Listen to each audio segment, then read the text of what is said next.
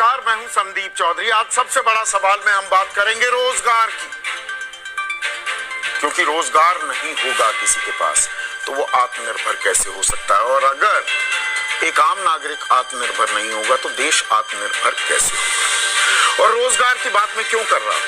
ये संकट काल है, संक्रमण काल है, लगातार मैंने आपको आंकड़े बताए हैं, लेकिन बेरोजगारी की जो समस्या है ये सिर्फ कोरोना काल की देन नहीं है। कोरोना से पहले भी 45 साल के सबसे उछले स्तर पर बेरोजगारी की दर थी 6.1%, लेकिन कोरोना काल ने इस संकट को, इस समस्या को और विकट बना दिया है। पिछले 5 महीने में 1,82,00,000, लगभग 2 करोड़ नौकरियां चली गई हैं। मैं सैलरीड क्लास, पक्की नौकरी की बात कर रहा हूं, दिहाड़ी मजदूरों की बात नहीं। दिहाड़ी मजदूरों की तो दिहाड़ी पर ऐसी लात लगी थी कोरोना की, 14 करोड़ बेरोजगार हुए थे, उनमें से 9 करोड़ को फिर से रोजगार मिल गया। लेकिन क्या वही रोजगार मिला, उतनी ही पगार मिली? इसके आंकड़े अभी तक सामने नहीं आए हैं। तो बेरोजगारी एक बड़ी समस्या है, नौकरियों पर तलवार लटकी हुई है, तनख्वाहें लगातार कट रही हैं, लेकिन एक अजीब सी चुप्पी, एक अजीब सी खामोशी है रोजगार सृजन को लेकर। सरकार कहती है देखिए लोन दे रहे हैं, स्वावलंबी बनिए, मेक इन इंडिया कीजिए, वोकल फॉर लोकल हो जाइए, एंटरप्रेन्योर बनिए, लेकिन एक अदद नौकरी की जब बात आती है तो सरकार खामोश भी हो जाती है। अब एक और बड़ी खबर आ रही है सरकार की तरफ से।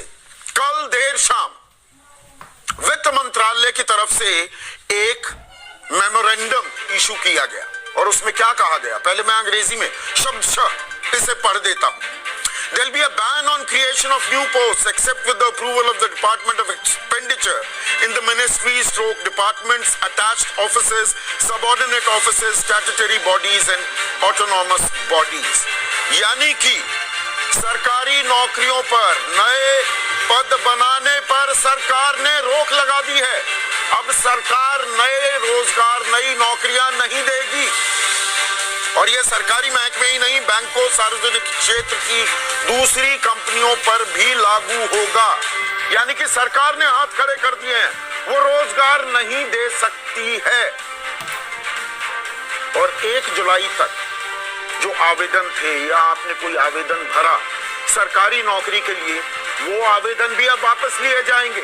सरकार ने साफ कह दिया है कि हमारी माली हालत बहुत खस्ता है, अभी पैसे नहीं है, तो नई जॉब्स क्रिएट नहीं की जाएंगी, नए पद नहीं बनाए जाएंगे, सरकार ये कह रही है। तो ऐसे में अब सवाल ये उठेगा कि सरकारी नौकरियों में या सरकारी स्थानों पर आपको नौकरियां नहीं मिल रही हैं, तो क्या सब प्राइवेट सेक्टर के हवाले है? ये मिनिमम गवर्नमेंट मैक्सिमम गवर्नेंस के फलसफे पर सरकार चल पड़ी कि हम सरकार चलाने का काम है, ये नहीं कि इतना बड़ा तामझाम, इतनी बड़ी ब्यूरोक्रेसी, इतनी सरकारी नौकरियों की देश को जरूरत नहीं है। क्या सरकार गाहे बगाहे ये बात कह रही है और ये बात कबूल कर रही है? और अगर आपको नौकरी लेनी है, नौकरी करनी है, तो आप आत्मनिर्भर बनिए, आप स्वावलंबी बनिए, आप एंटरप्रेन्योर बनिए, या प्राइवेट सेक्टर में जाकर नौकरी खोजिए। और इस पर अब विपक्ष हमलावर हो गया है, सीधे सवाल दागे हैं सरकार से कि नौकरियां कहां हैं? अगर नौकरी, रोजगार सृजित नहीं होंगे तो युवा क्या करेंगे? क्या बैठकर सुशांत सिंह राजपूत की मौत की गुत्थी ही सुलझाएंगे? बस यही रोजगार रह गया है। विपक्ष ने कैसे निशाना साधा, एक नजर। बजाय इसके कि 2 करोड़ नौकरी हर साल देने की जो वादा किया था, 2 करोड़ नौकरी हर साल लोगों की जा रही, त्राई बची हुई है। प्राइवेट सेक्टर हो, पब्लिक सेक्टर हो, सब तरफ एक बुरा हाल है।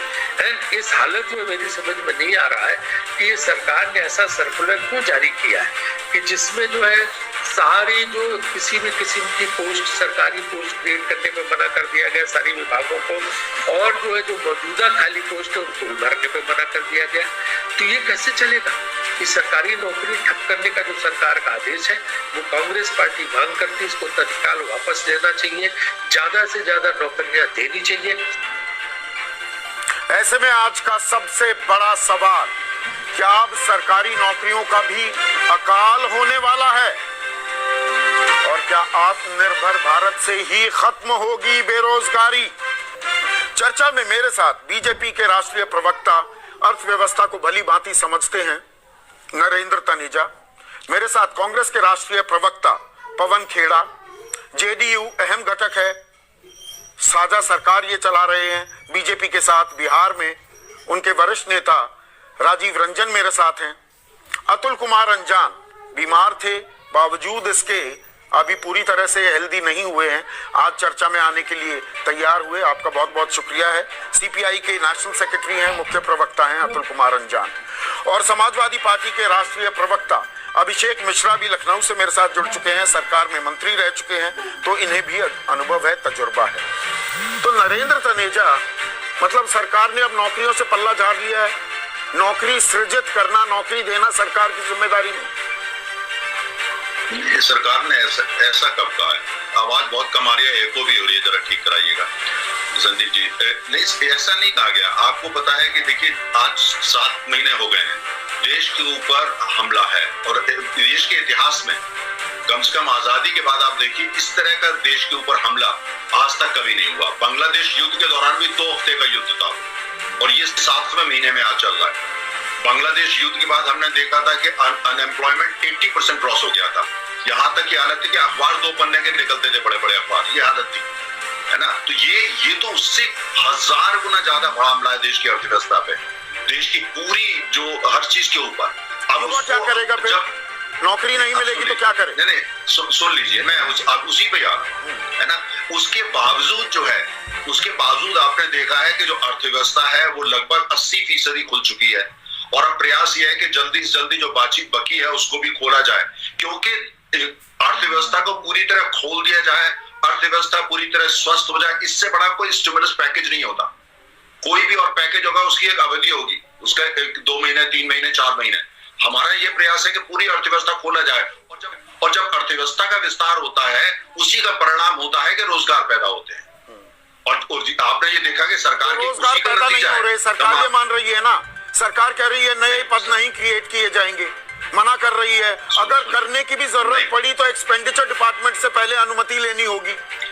सरकार ने रोक लगा दी ना। पहली बात नहीं, सुनिए, पहली बात तो यह है कि आपने कहा सरकारी कंपनियों पे भी रोक लगा दी गई, या गलत है? हाँ। सरकारी कंपनियों को जिसको जितनी जरूरत है, मैंने बैंक और सार्वजनिक क्षेत्र की बात काम करें जी। सुनिए, वो अपना काम करेंगे, है ना। जो सार्वजनिक कंपनियां होंगी या बैंक होंगे, उनको जितने की जरूरत है वो लेंगे। वो तो ऑटोनोमस, वो बोर्ड से चलती है, वो रजिस्ट्रार कंपनीज के अंडर में आती है, उनके जो रेगुलेशंस होते हैं, और उनकी अपनी ऑटोनॉमी होती है। तो इसलिए ये कहना ठीक नहीं है, लेकिन ये जरूर है कि देश की, मैं दोबारा से देखिए मेमोरेंडम पढ़ देता हूँ नरेंद्र तनेजा, मैं मेमोरेंडम पढ़ देता हूँ। There will be a ban on creation of new posts except with the approval of the Department of Expenditure in the ministries, departments, attached offices, subordinate offices, statutory bodies and autonomous bodies. आपकी आवाज बिल्कुल जा चुकी है। नहीं, ये autonomous bodies के बारे में भी कह रहे हैं नरेंद्र तनेजा, जो आप बात कह रहे हैं कि नहीं, वो अपने रोजगार सृजित कर सकते हैं। हेलो जी, राजीव रंजन, मैं नरेंद्र तनेजा का अभी ऑडियो ठीक कराता हूं, शायद आवाज पूरी नहीं जा रही है। ऐसा नहीं है सरकारी कंपनियों में, सार्वजनिक क्षेत्र में भी नौकरियां सृजित होती रहेंगी। ये मेमोरेंडम, जितनी अंग्रेजी मुझे आती है और ठीक ठाक आती है, वो बिल्कुल साफ मैं यहां पर पढ़ रहा हूं। तो सरकार अब नौकरी नहीं देगी, सरकार ने साफ कर दिया। केंद्र सरकार के सर्कुलर से अलग फैसला तो हमारी सरकार ने लिया। हमारी सरकार में नौकरियां दी जा रही है बाजाबता। मैं आपकी सरकार की बात नहीं कर रहा हूं, आप डिफेंसिव क्यों हो रहे हैं? आप बीजेपी के मामले में इतने डिफेंसिव पे, इतने बैकफुट पे क्यों चले जाते हैं? केंद्र सरकार का फैसला सही है। मेरा सवाल केंद्र सरकार से है। अब देखिए, एक बात तो बिल्कुल साफ है कि 1930 के बाद पूरी दुनिया ने ऐसी मंदी शांति के काल में नहीं देखी। आज अमेरिका से लेकर ऑस्ट्रिया से लेकर जर्मनी, दुनिया के तमाम ऐसे मुल्क जहां नौकरियों को लेकर के इतना संशय कभी नहीं हुआ था, आज सोशल सिक्योरिटी के स्कीम्स के लिए लाखों करोड़ों लोगों की कतारें लगी हुई है। अमेरिका में अनएम्प्लॉयमेंट अलाउंस से लेकर के ब्रिटेन में सोशल सिक्योरिटी के स्कीम्स, और ऑस्ट्रिया से लेकर यूरोप के ज्यादातर मुल्कों में नौकरियां जा रही हैं और लोग अनएम्प्लॉयमेंट। इसीलिए मैंने शुरुआत में राजीव रंजन ये कहा, ये सिर्फ कोरोना काल की बात नहीं है। कोरोना काल से पहले 6.1% बेरोजगारी दर थी, 45 साल के उछले स्तर पर। 45 साल